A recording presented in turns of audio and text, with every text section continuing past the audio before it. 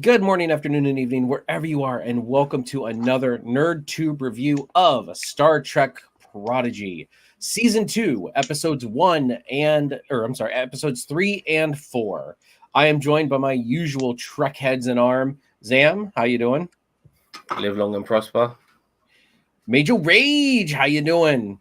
Doing great. Excited to talk about this one and excited to kind of have a debate with Daniel Vance. I know he's been chomping at the bit to talk with us about something from episode 3. That's right. Get those little piggies ready, Daniel Vance, because we're discussing this one. And joining us this week is Lord Donkey. How you doing? Piggies, really? We used to have a guy who it's sausages. He used to call them sausages. Oh, like King Charles's fingers? Yeah, Yeah, exactly. This fan film 10 sausages. Blasphemy with the Star Wars shirt. I did that on purpose. I wanted to be controversial. All right. Just in case if you haven't caught us last week, but what's going on is we are reviewing two, and we know Star Trek Prodigy all dropped in one go. We are reviewing 2 episodes a week, so A, we can enjoy it, and B, we have more content to put out, more Star Trek content to put out. Plus, we don't want to talk about we don't want to talk about 20 whole episodes in just one go. It'll feel rushed. So in my opinion, I think we should take our time, and it's not like there's more Trek waiting for us like right when we're done. So this gives Trek time to, give us something else to sink our teeth into. Anyway, so with that all being said, we're going to start with overall thoughts of the episode. Let's just lump both these episodes together and just let me know what you guys think of these episodes. I do have some notes here, and we'll get into that in a minute. But Zam, let me know what you think about Prodigy episodes 3 and 4. You were chopping at the bit last week to say some things. Yeah, I'm a big fan of time travel and things and stuff like that, and the theories of time travel and how it operates and stuff. And this was one of those episodes where those episodes themselves kind of represented the paradox of something must happen in the future in order for something to happen in the past, and all of that sort of shit. And it kind of played out like that to a degree, but not necessarily did. I loved it regardless. Got Gwen back finally as well, seeing what she was up to in this episode and all the shenanigans she had to get up to, and regarding her part in all of this, as well as the Inquisitor Emperor Palpatine. What was his name again? The Diviner. Well, yeah, he's called the Diviner. Yeah. I don't remember his actual name. They say his actual name, but just regarding him as well. Diviner. And you almost feel like I'm very curious to see what makes him become the man he's destined to be as well, because we haven't got there yet. And you think to yourself, damn, it must be pretty serious for him to turn into a right arsehole, do a 180, but he comes across as a cool dude at the moment. Unless he was faking it the whole fucking time, I have no idea. But yeah, so I have thoughts on that. We can get to that when we get there. I do have some thoughts on that though. And all the Janeway stuff as well was pretty cool too. It was fun this episode. I enjoyed it. I mean, these episodes, I enjoyed it. Yeah. All right, Major Rage. What did you think of episodes 3 and 4 just overall? You're muted, or you're silent. You're not muted. I heard it was loud out there a little bit ago. Sorry, I muted myself. That's okay. Overall, I enjoyed them. Kind of, moving the plot forward. Felt like a 2-parter. And I kind of enjoyed that aspect of it. I like that it feels like they're going to do little mini chunks, little smaller stories that fit together into overarching narrative. And I think that's a really good way to go about it. Just agree with everything Zam said. It was good to see more Gwen in action, though I do kind of have... I'm not sure if it was on my end with the connection or just the episode itself, but the fight scene there seemed to be like some frame rate issues. Just felt a little choppy at bits, visual fidelity wise, but other than that, great episodes. Just one little nitpick, technical wise. All right, Lord Donkey, what'd you think of episodes 3 and 4? Wibbly wobbly, timey wimey. Yeah, right. Now they did mention timey wimey in the first 2 episodes, which made me very happy that now Trek has referenced Who, and Who referenced Trek earlier in the year. So I'm very happy. It's the crossover we all wanted. It's not quite there. I still want more, like actual, the Doctor with, the guy with the hair, Pike. Pike. Yeah. Mm-hmm. So wouldn't that be a great episode if like there was this like dimensional bubble in between the Trek universe and the Who universe, and they have this whole adventure in that bubble? It like makes some like 1850s Western town or something, and and then they have to settle this whole adventure on horseback. You just want to see his hair go up and down. Yes, jiggle mechanics with his hair. No, but I'm enjoying the time travel aspect. It felt like we're going through this wormhole. They're going to screw it up. How are they going to screw it up? So there's a little bit of predictability, but hey, it's a kids show, so whatever. I feel like if this was, a regular Trek show and this happened on Janeway's bridge, there would be different consequences for the children. But I'm enjoying it so far. They're lucky they got a Vulcan. Yeah. So well, I think the combination of Zero and Zero and Majel, the Vulcan, is very.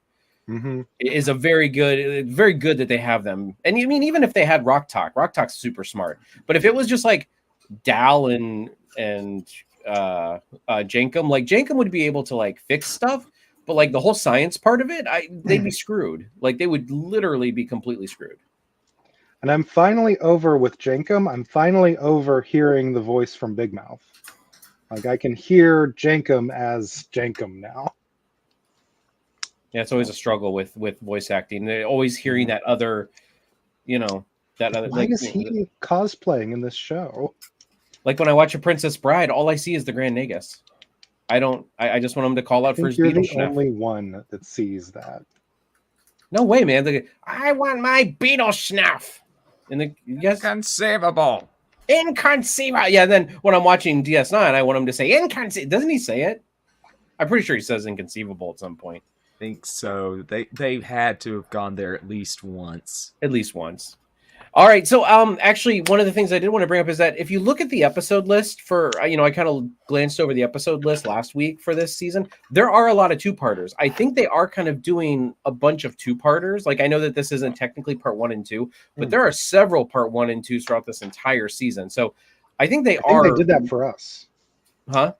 I think they did that just for us. Yeah, I know, right? Like, I mean, it worked out just fine for us. As long as it stays odd and even, and it doesn't it doesn't. I checked. I looked at the every single part 1 and 2 are the 2 that we're going to be reviewing that week. Wonderful. And if I miscounted or something, I'll just adjust for it. Like either we'll do 3 episodes or we'll do 1 episode, or we'll figure it out. We'll do it live. Anyway, okay, so. On to episode 3, as I said, I just got some bullet points here, and then we can talk about whatever you guys want. Stop me, change the subject, whatever you guys want to do. But Prodigy, episode 3, Who Saves the Saviors? So we start the episode, of course, going through the time tunnel, doing the time warp thing. Anyway, but yeah, so they go through there. They're 52 years in the future. And they meet eventually after being captured. They meet our friends Chakotay and Big Bird. I mean, Ardrek. Is that the same species as the bird shrink in Lower Decks? I imagine so. I thought the same thing last week, and I forgot to bring it up. But I'm glad you brought it up this week because I would have forgot again. You mean Falco from Star Fox? I was thinking that too. Well, I wasn't, but now you mentioned it. Yeah. So. Just along the lines of this storyline, like, what did you guys think about the crew getting captured? What do you think about the crew, the shenanigans of a voyage home where, the Vulcan had to hide her ears, and them meeting Chakotay and Big Bird, like what? And I know her name is Adrek, but I can't say anything other than Big Bird at this point. As I mentioned in my opening, I thought to myself, this is definitely a paradox. Like they're all like wondering, how did they ever escape? Well, because you guys are there, that's how they escaped. And that was definitely the case. Once again, though, the paradox doesn't go according to plan because Chakotay wasn't supposed to actually escape, which he did, and that's going to be really interesting to see what happens from there, and then how does that get rectified? I mean, that's a big fucking deal, you know, for Chakotay to just go. That should, the moment he did leave, everything should have changed there and then, but it I didn't. agree. So That's actually one of my points that I was going to bring up later as one of my sticking points, where I'm like, and I know that they do the throwaway line of, oh well, the shielding on the Infinity, you know, is resistant to temporal change, so that must be why it must be protecting. And I'm like, the shielding on the Infinity is protecting the entire timeline in the past. Like I I think thought it was Voyager's shielding. no, they said the Infinity. I double checked. They Oh. said the shielding on the Infinity They're- is resistant to temporal change. So that's what must be protecting them. They're definitely not following Voyage Home rules. They're going by Doctor Who rules. It feels like, where they can just do whatever they want. bit of Star Trek First Contact as well. We'll get into that. I know Daniel Vance has been chopping at the bit to talk about that part. I know exactly what part he's talking about too. I got it written down here. Mage, anything you want to add or? I'm glad you brought up Voyage Home, because she did the exact headband thing like Spock does in that flick, so I liked that little nod. I thought that was funny. But, you know, I liked the kind of... I might be skipping ahead. You know what? Anything a part of this storyline, that involves Chakotay and the future crew. Like, go ahead. I'm not, hog tying the discussion that much. No, I enjoyed that segment of it. I feel like Chakotay did a good job. Beltran's voice acting was pretty good. It felt like Chakotay too, so the writing kind of wasn't too jokey, but he was funny. So it felt it, fit the tone of this kid's show, but being Star Trek at the same time. I always felt like Chakotay had a little bit of hamminess to him too. Like he did. It's just he never got a chance to stretch his legs because of his character was lost more than Harry Kim's lieutenantship. But he's fully embraced Starfleet now. I mean, what he had to do in the Delta Quadrant, being a Marquis, he had to do what he had to do. But now he's back in the Alpha Quadrant. He's fully embraced it. He's become a goddamn captain, for Christ's sake.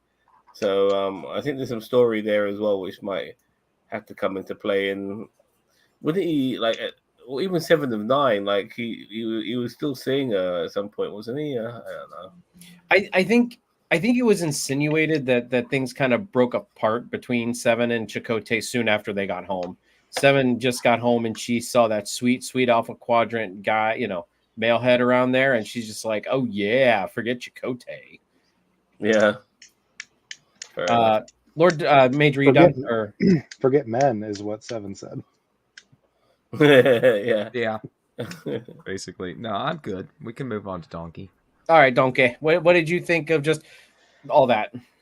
Oh, I liked how they thought at first that they were the reason that the ship was sent back in time, and then they just screw it up after, in the end over something silly, and it was just what. It was Dahl who screwed up. The phaser rifle got thrown over. Phaser. Mm-hmm. So obviously they weren't there in the initial timeline or the initial escape because the phaser was not there originally. So obviously they changed the timeline. It wasn't the fact that they were there. Didn't they mention this is a time loop. Huh? They mentioned the Bell Riots and First Contact as the two examples of a causal time loop, and that's Daniel Vance's point of First Contact. And so I still question the fact on whether First Contact was a causal loop. So if it was, I don't feel it disproves our theory. When it causes the new timeline to happen, they can be aware of the fact that it's a causal loop in the one timeline. Wait, hold on. Okay. They could be doing the Terminator references when it comes to time travel, because obviously John Connor was sorry, let me start again. Carl Reese was sent back in the first Terminator movie, but the loops obviously changed a bit. Once they were more informed in the sequels that came afterwards, and maybe and I do believe that those kids from Prodigy were supposed to go back, but it fucked up a little bit. Like more happened than they were supposed to, and they're supposed to fuck up. I mean, that's the point of the show. Yeah. Especially but I feel like if it was supposed to be a causal loop, though, I feel like that things would have happened the way that they.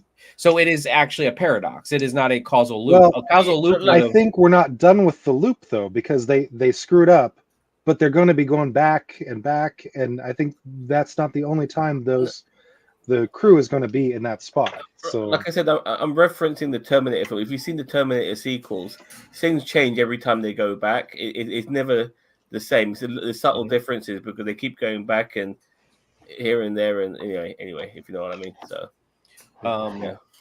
But anyway, yeah, the causal loop paradox of the Bell riots and the Cochrane warp test confirmed. I don't know. I still think that there's a first contact timeline. We can talk more about that. I don't want to get bogged down in that whole theoretical discussion there. When we that's its own thing, isn't it? Well, me and Major Rage have and Zam also have talked about the fact that we think that there is a first contact timeline that encompasses not only like once the Enterprise went back in first contact, that's when the actually Enterprise and Strange New Worlds and Discovery are a part of that timeline, not the canon timeline. So that's kind of, and now, so Daniel Vance is telling me to suck it because he says he thinks that the Cochrane warp test causal loop is involved in that. I mean, he's not wrong, but I just some flippant mention of it just doesn't. I mean, she could have read a report from Picard and just assumed that it is a causal loop and it didn't split off into another timeline. Like, I still think it split off into a different timeline. I just think she read Picard's report probably and just was like, oh, well, then they're theorizing it's a causal loop, when in all actuality, I don't think it is. There was something they mentioned Worf. Oh, I'm getting to that too. Okay. Worf, actually, it's actually really funny. I have two references from me for Worf. Okay. So we can, if you want to. What was it? It was when they were on the ship and they were talking about. It's in the episode 4 when they were talking about saving Gwen, and they were getting the text through, and that's like Picard season 3 when Raffi was. That's when Raffi was getting the messages from Worf that she didn't know was Worf with the info and everything like that. I'm like, oh, it's Worf. And then later on in that episode, they mention about the time when Worf was going between dimensions. I don't remember the exact terminology, but he was going through the dimensions and he used a inverted warp field or inverted field. Yeah, inverted warp field to break it apart or something. I don't remember. But I remember that episode of TNG where Worf was doing that. And so, so Worf I feel like Worf had 2 mentions in this episode, technically, because they were ripping right off of Worf from season 3 of Picard. Field. Huh? It's a Worf field. Yes, a Worf field. Yes. Worf field. I'm feel like there is a Worf field around the whole of Star, because you got Discovery reference it. Everything ties back to TNG somehow. I'm still waiting for the loop of Captain Kirk's glasses that was given to him as a gift to somehow come back into the timeline at some particular point after he sold them in Star Trek 4 in the past.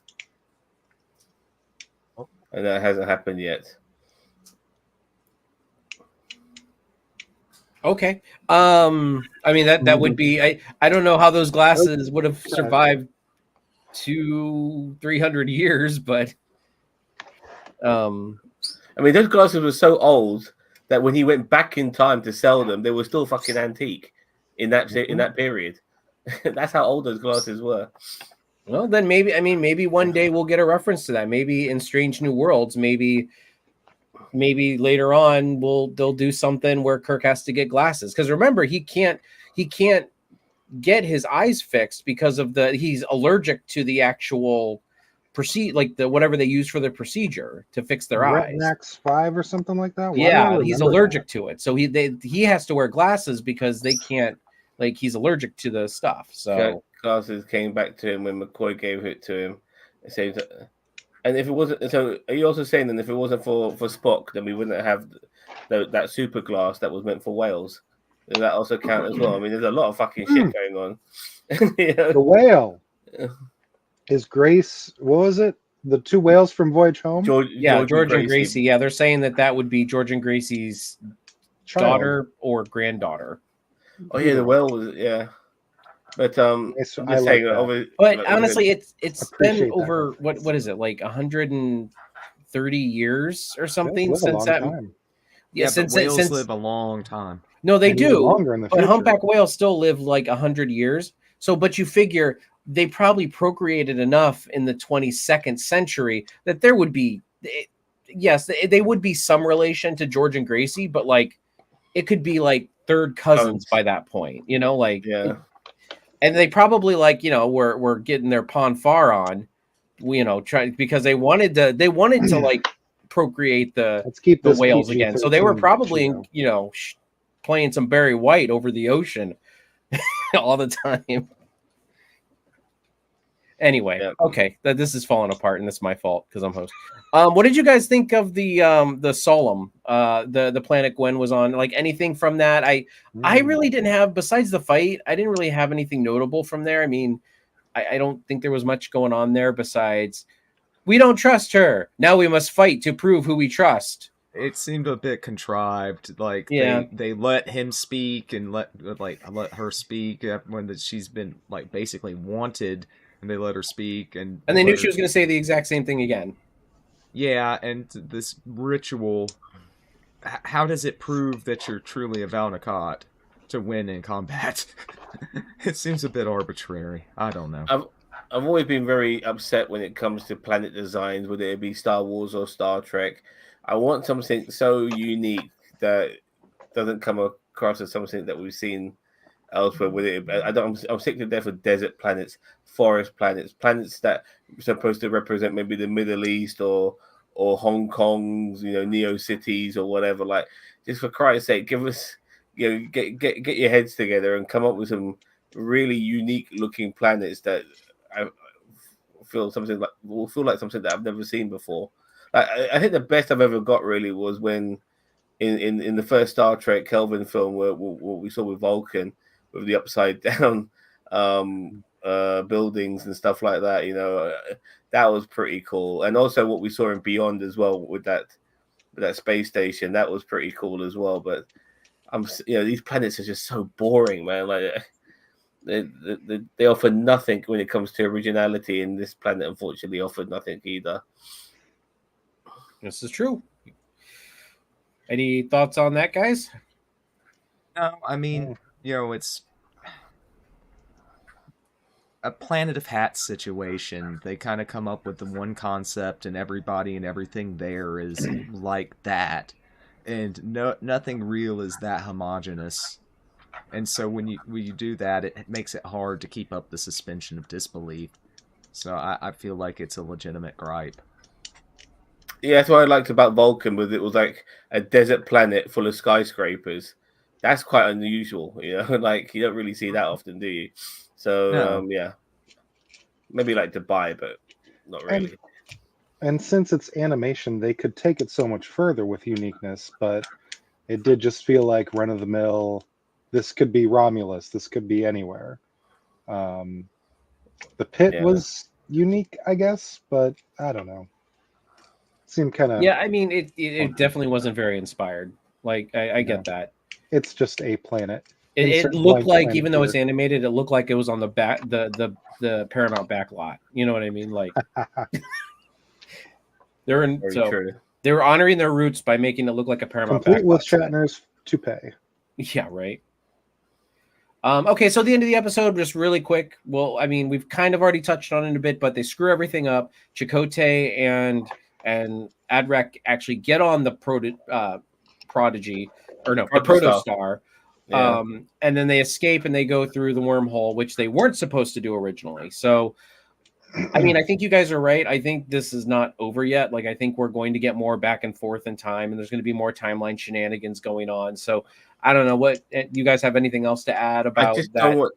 I just don't want this to be all 20 episodes are really all about this. I mean, I hope we can conclude this within the next couple. I haven't actually binged the series. I haven't watched 5 or 6 or anything like that. But I do hope that we do come to some sort of conclusion with 20 episodes under their hat. I hope this is not what it's all about. That'll be drawn out. Yeah, it'll be very drawn out. I don't know what the way. Hold on. Gwen is in super position. She is Schrodinger's Schrodinger's cat. Yeah, she even made sure that's like the one bit of science in the next episode of actual real science, and they directly reference it a couple of times. The superposition. She says that she's proverbially in Schrodinger's box. She's like she is the cat in the box, both there and not there at the same time. Yeah.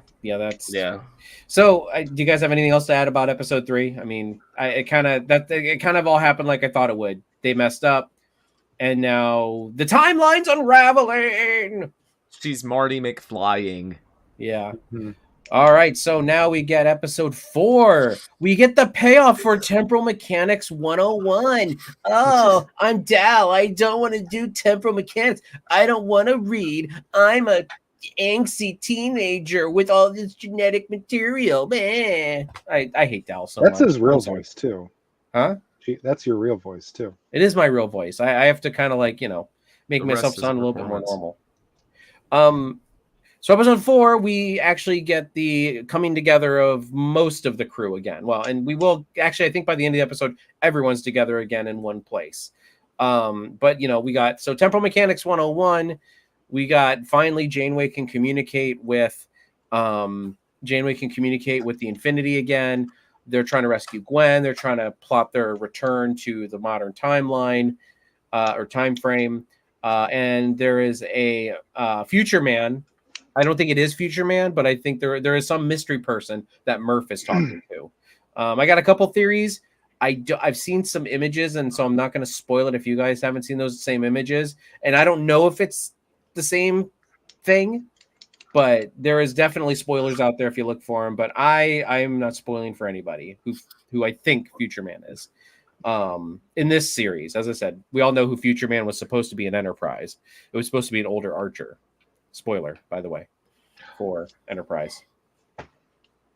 Okay, so how dare you spoil a 20-year-old show? I know. So let's dig into it. I mean, so they go to they go to save Gwen. They get Worf sending them secret messages. And so Worf sends them to save Gwen. Honestly, with this episode really fell off a little bit for me, in my opinion. There was some stupid things in this episode. Like it was really fucking stupid at times. Like, we're gonna have a guide to fucking time travel and all of this sort of stuff. Like, oh my god, it reminded me of like how dinosaurs were created in Jurassic Park.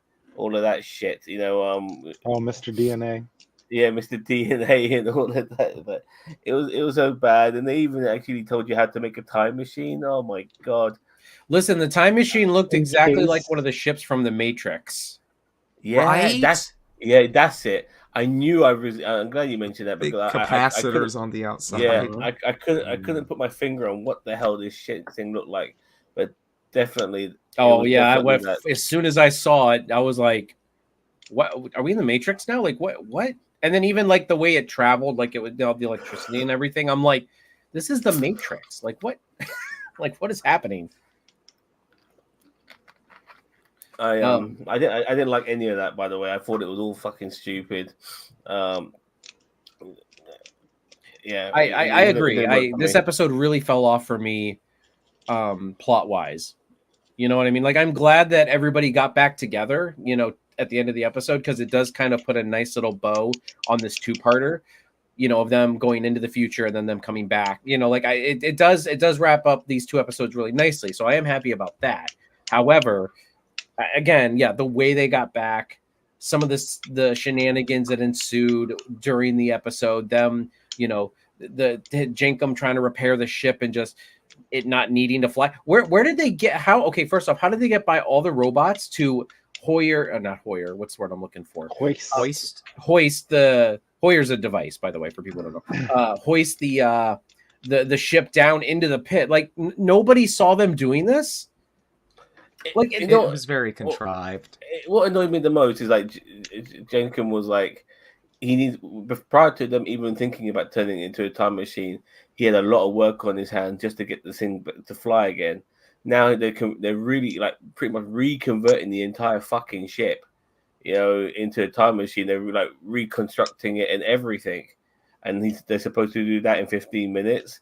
Like what the? It's just so fucking stupid.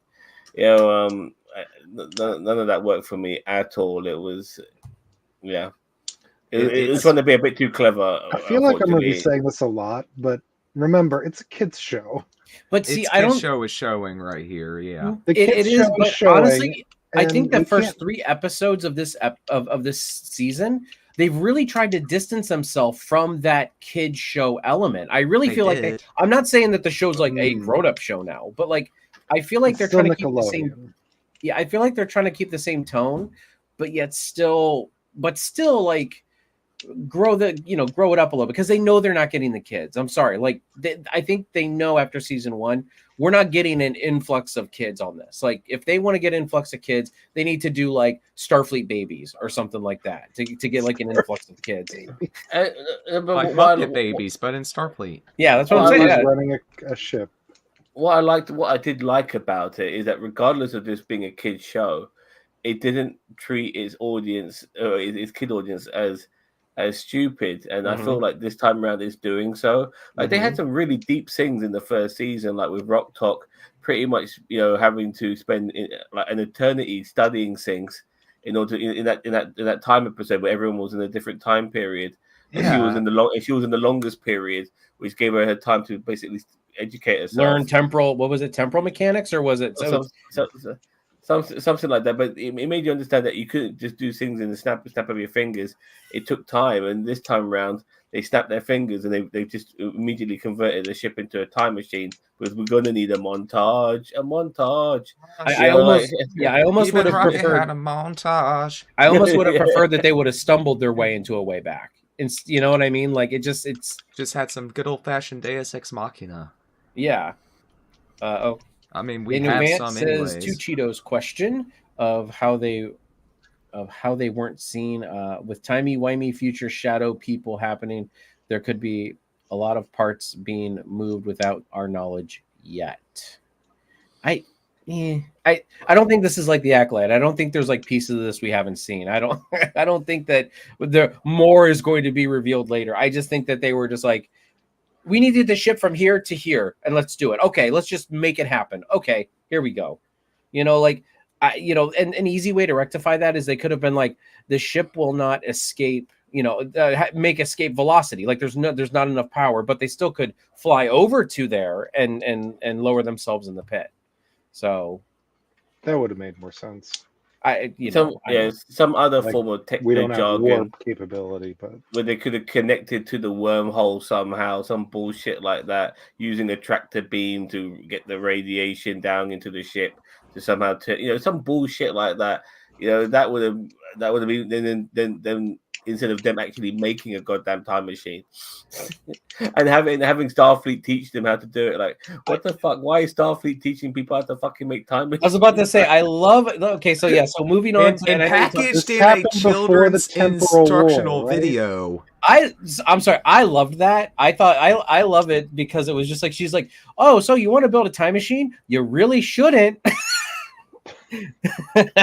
It was a great joke for sure. I mean, it was more of it seemed more of like a lower decks thing, but I mean, like I was okay with that. I thought it was fun. I had no problem with them having to understand time travel, or not so like the temporal shit and stuff like that. But to actually be given instructions on making a time machine, that was one step too far for me. That was like, what the hell, man? Like, I mean, I do agree with you. Them actually giving them the instructions to build a time machine is like you're kind of not poking the bear. You're kind of like instigating that to have like you guys don't want people to mess with time, but yet you're giving them the instruction manual on how to mess with time. Like exactly, a child hence the temporal war that follows in the centuries to come. Yeah, so I don't know. I mean, I Daniels this episode, as I said, this episode did have some big glaring holes in it. I kind of that's really all I had. Oh, and I do want to mention.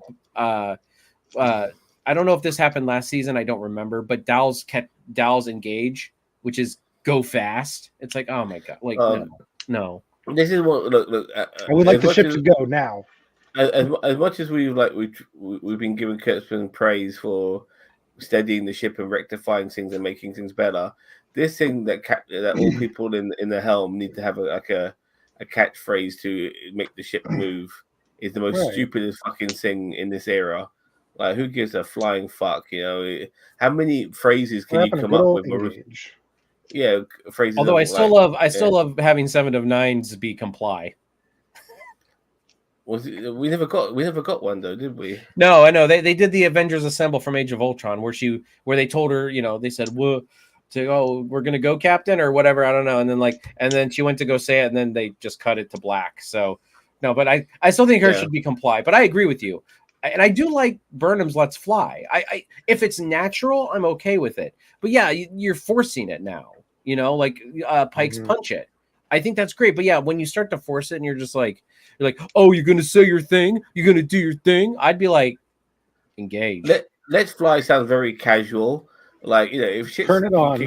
If she's like trying to tell her whoever's piloting the ship, go to 5.9, we need to get the hell out of here. Let's fly. It just doesn't sound right instead of saying engage, like get the fuck out of it. Like, there should be a universal term, in my opinion. But anyway, whatever. Should be comply. Yeah. Sorry, go on, Mage. I was just gonna say it's a paramilitary organization. It should there be more discipline. Well, I mean, Picard didn't even say engage every time. He didn't say it every time. Yeah, he didn't say engage every time. Mike Heath said make it so a lot. Like make it snow. And make it snow. But Janeway said engage, didn't she? Mm-hmm. Janeway didn't have a DS9 when they had the Defiant. Yeah, did but Cisco say engage? Cisco had said engage before. Yeah. I don't know what he primarily said, but and now they just kind of did Archer say engage? In Enterprise? I don't know what he said. As I said, I don't. It just Sam's right. Like this whole them having their own catchphrase is just stupid because it's like it was funny. It was a good bit for a little while, and it's run its course. Yeah, it has run its course, and they need to really, really honor that it's run its course. Let it fade away into obscurity without reminding Discovery. People just do it, but not make a big deal about it. Like I remember in the Kelvin movies, Pike says punch it. Mm-hmm. And in the Strange New Worlds, he says hit it. Like, what about Kirk? What did he say? Whatever. Execute. Someone says execute. Used by Kirk. The one Spock does in Strange New Worlds is funny, but the more they keep harping on it, it's not funny. Carry on. Used by execute. You can tell that's some fucking DOS computer system sort of terminology. Run program. Yeah. Warp 9.3 EXE. .exe. That's data. File not found. If I went on DOS right now, I wouldn't know what the fuck I was doing. I'll be honest with you. Yeah, seriously, it's been so long since I've run a DOS. And then carry on for art. That's what. Okay. I mean, but no, they make a big deal out of it, and that's the problem. And like go fast. It just sounds like again, it shows it's like little kid roots. Like I'm okay with it being a kid show, But like Zam was saying, don't treat your audience like an idiot. Like, go fast. No, Go fast. You're not Sonic the Hedgehog. Yeah, like that's just terrible. So Yeah, exactly. and it doesn't But even if you sound don't- natural. Well, but if you don't want to go fast, like you might want just to go like impulse power, but you're gonna say engage regardless. But this time around, his fucking phrase Full is impulse go fast, power, go fast. go slow. Go at a moderate pace. I don't know. Anything else with you guys stick out about this episode? As I said, this one really bottomed out for me. Regarding just a couple of they managed to get Gwen back on the ship because I'm trying to remember. Yeah, they did at the very end of the episode. They went back in time. They got her. They met Voyager at a rendezvous point, and then Gwen woke up in sickbay with everybody together, except for Murph, who was talking to Future Man. Is she still phasing in and out of time? I can't remember. Yeah, she's got a phase discriminator on to stop it temporarily. Oh yeah. Fair enough. Well, look, regarding Future Man, he doesn't necessarily have to be from the future. You know, I just call him Future Man because that's what they called the guy that kind of looked like that in Enterprise. Okay. I get it. But I'm just saying, I think people are correlating that because of what happened in Enterprise. So I think, I mean, that dude could be anybody. He could be from a different dimension. He could be from the past. Who knows? You know, like so like this. There's so many things that it can be. I hope he's not from the future because it'll be too obvious if that was the case. I really want him to be something totally different, whatever it may be. My money's on Q.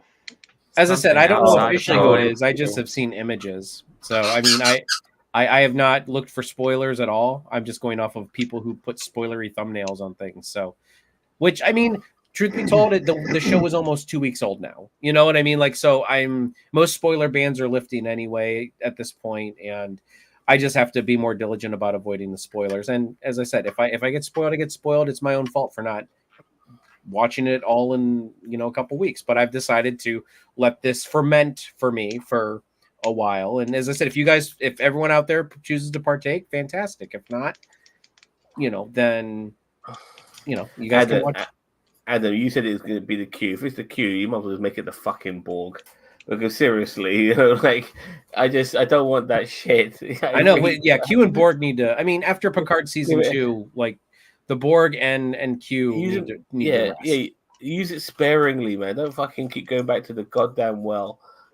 Please, anything but that. No, I don't think please. I don't think it's gonna be a Q or anything like that. Like we'll find out eventually. But it doesn't have that Q. It doesn't have that Q vibe about it. It makes no sense. And Q wouldn't. If it was a Q, it doesn't have to be our like John Delancey Q, but I don't think they would necessarily expose themselves like that. There would be more. Yeah, they'd be right. They'd be bombastic about it. They love making a scene. Yeah, John Delancey loved exposing himself. What are you talking about? Yeah, he loves to expose himself to the bridge crew. But I look forward to that. I look forward to that reveal. But once again, too many cliffhangers. It'd be nice to get some like sealed off storylines, which doesn't require you to come back next week or you have to watch the next episode. I mean, that is so Netflix, isn't it? Like they give you shit where they end the episode right where you think, you know what, I have to watch the next episode now because it ended like this. I need a resolution to what fucking happened. And after in a way you reminded me up because I watched 4 episodes in one go. And you told me that's that they hook you, and I realized, you know what? I'm not going to let them fucking hook me anymore. I'm going to watch the fucking 2 episodes, and that's it. I agree with you. Like last week, I wanted to watch episode 3 but I'm like, no, I'm going to do it. I'm going to stop, and I'm going to wait till next week to watch episodes 3 and 4. Just like I'm going to wait to watch episode 5 and 6. Like I'm going to be resolute. It is a mountain that we're climbing, by the way, with this show. 20 fucking episodes, man. Yeah, we got 8 weeks to go. Luckily, it's short, though. It's really short episodes. That's a good thing. Yeah, but that's also why I didn't want to just scream through it. You know what I mean? Like, I feel like we can let this ferment, because that's the problem with the Netflix is like when you binge it, it's just like it's here and it's over. It's like we right now are how when we binge something, it's how women feel with men in bed. Just it's there and then it's gone. Speak for yourself, Jason. I don't have that experience. Yeah, whatever. I've seen you after protest You too said much. women, so I've seen you out at the square. I know. Anyway. I mean, do you guys have really anything else to add? I mean, we can start doing marks and final thoughts, but I don't, with this second episode, I don't have much to add besides, hey, look, they're back all together again. And the diviner. My theory, the thing that I was going to bring up earlier is my theory about the diviner is something's going to maybe happen to this timeline's Gwen, and that's what's going to set him on the path to becoming the diviner in the future, if it's a loop paradox, because he seems to be very attached to Gwen already. So I think something's going to happen to Gwen, and that's going to set him on the path to being the diviner again. That was my theory. Now Chakotay's taking the Protostar, which is what he was hunting for in the first season.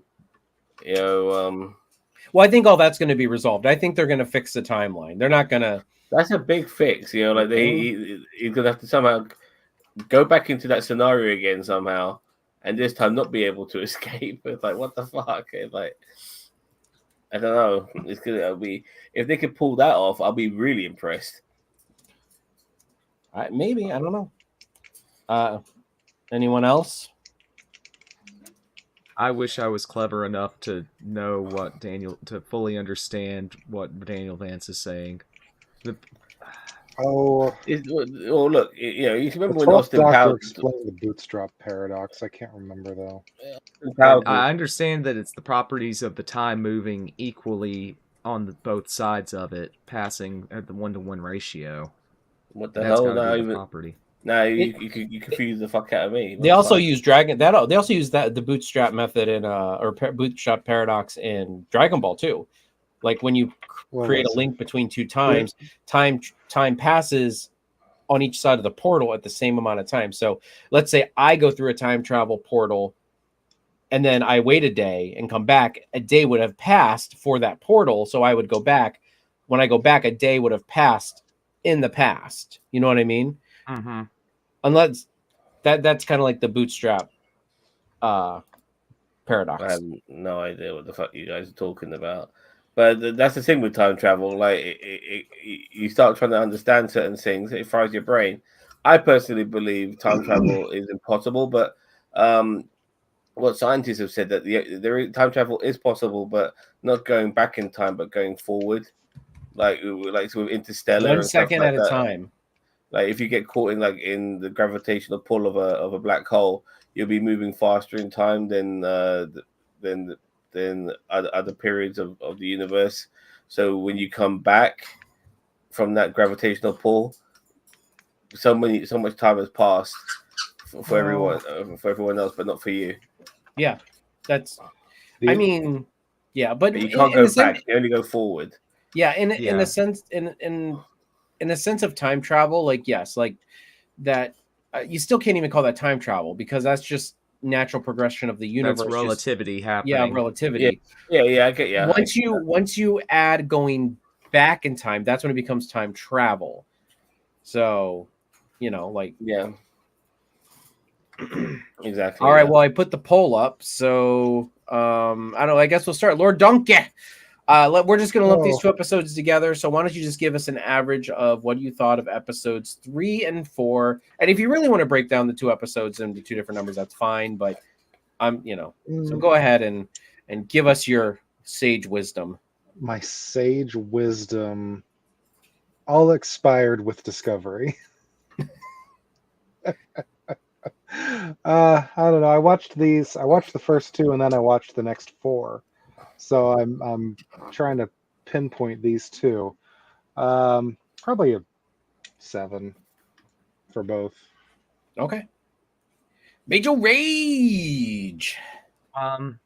I definitely enjoyed 3 more than 4, but I understand that both of them exist to kind of move the plot along. Bonus points for kind of, sort of being kind of a self-contained two-parter.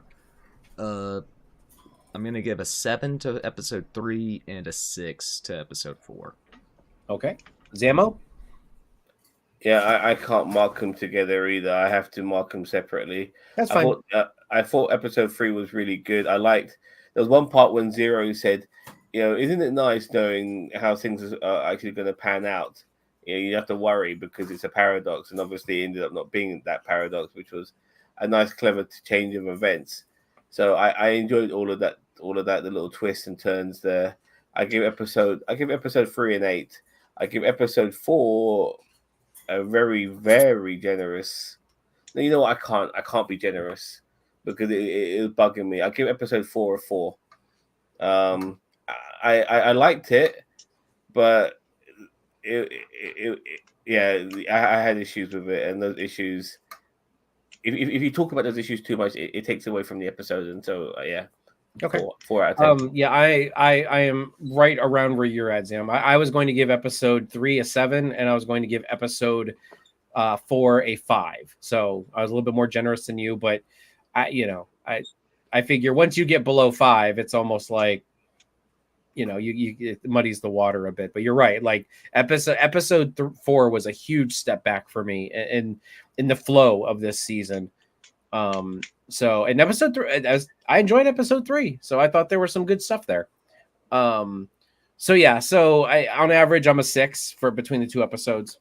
Wormhole Properties is perfect for. Oh wait, we already read that. Okay, well everybody, thank you very much for joining us here for this review of Star Trek Prodigy episodes 3 and 4. I'd like to thank my co-hosts today, Zamo, Major Rage, and Lord Donkey. And I am, of course, Cousin Cheeto. And if you haven't already, please consider liking, sharing, and subscribing to NerdTube. We are the greatest YouTube channel you kind of maybe sort of heard of. I'm going to use the old intro because I screwed it up, but just remember it. Bye-bye.